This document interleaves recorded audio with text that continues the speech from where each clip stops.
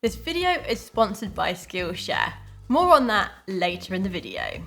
Hi, I'm Jo from J.H.Leather, and in this episode of Tool Time, we're talking all about stitch markers. So I have been in the leatherwork industry for quite a while now, so I have collected quite a few stitch markers, and in this video, I'm going to go over the ones I use the most and how to get the best out of yours. So I am from a saddlery background, and so the stitching irons that I like to use the most are the traditional pricking irons.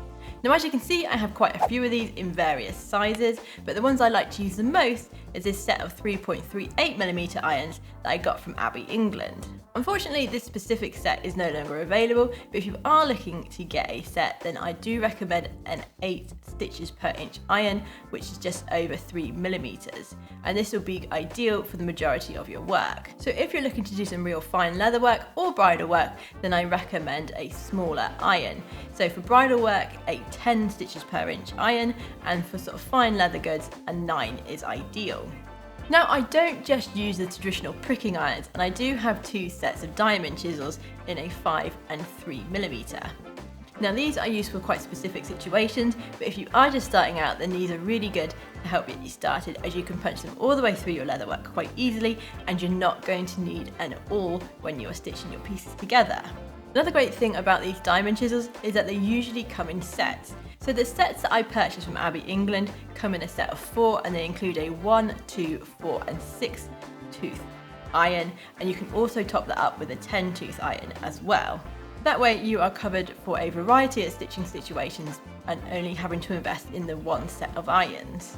Now, depending on where you get your irons, you will see some listed as right and left-handed or regular and inverse. And all that means is that the inverse or the left-handed ones have a slant that is opposite to the regular right-handed ones. Now, in my own leatherwork, I don't use an inverse iron on the opposite side of my leatherwork, and this is down to the extra time required to mark everything out on both sides. Now, for boxworks, having a pair of irons is essential, as you can stitch mark both sides, and when you awl through from your dominant side, you know that your awl is going to be in the correct orientation when it comes out the stitch marker on the opposite piece of leather.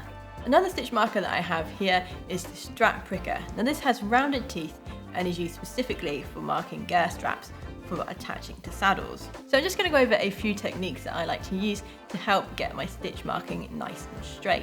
Now, I am right-handed, and I like to mark my work from left to right, and I can then move my leatherwork around as I go. I also like to stitch mark on the line that is farthest away from me, and I line my irons up so that the top of the iron is on the top of that line. Now, you don't have to do it that way. If you prefer, you can set your stitch markers so that they sit in the middle of the line, or so that the side closest to you is on the line. What I suggest is that you do a few tests to work out which way you feel more comfortable with, and then you can continue and go with that. Remembering to be consistent. So like I said, I stitch mark all the way around on the farthest line away from me, and I don't stitch mark top line and then the bottom line, because by doing this, your stitch markers will move and they won't be the same distance away from the edge on both sides. So one thing to take into account when marking out for your stitch marking is how you stitch mark. So like I said, I stitch mark with the top side or the side farthest away from me on the line, and I have my line set at 3mm in from the edge. Now, if you were to keep that line at the same distance of 3mm and stitch mark so that the side closest to you is on the line, your stitch marks are actually going to be closer to the edge of your leather. So what you will need to do is to take that into account and move that line in slightly further to take your technique into account. Else you're going to end up with your stitch marks really close to the edge of your leather. Now, when you are stitch marking around a curve or a corner, ideally you want to use a 2-tooth stitch marker, as this is going to give you the neatest results. However, if for whatever reason you don't have access to one of them, what you can do is use your shortest iron and hold it at an angle, and then very slowly and carefully work your way around that curved edge. So one thing to take into account when you are stitch marking your work all the way through is to take care of your stitch markers. So you don't want to accidentally break one of the teeth of your markers, so I recommend taking some precautions here by using something underneath your work to help protect your markers. So this can be some scrap leather, some card, or some rubber, or I've also been known to use a lead block. So just remember, lead is poisonous, so please take care when using one. This video is sponsored by Skillshare. So what is Skillshare?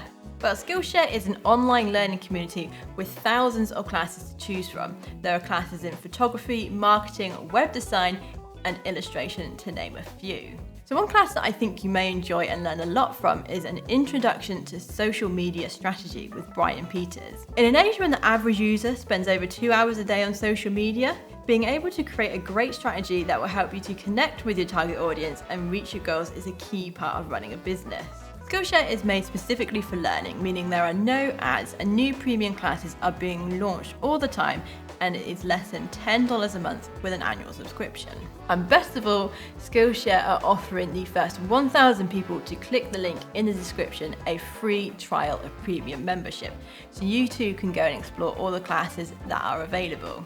So when you are not using your irons, you want to make sure that they are nice and safe and protected, so you can make a simple leather case for them, like the one that I have here.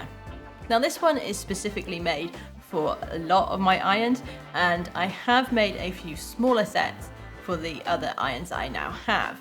So in the description below there will be a link to a free pattern and guide so you can make your own stitch marker case like mine and keep your irons nice and protected. So that is it for this episode of Tool Time. I hope you enjoyed the video, and I have left links for everything in the description below. So thank you very much for watching.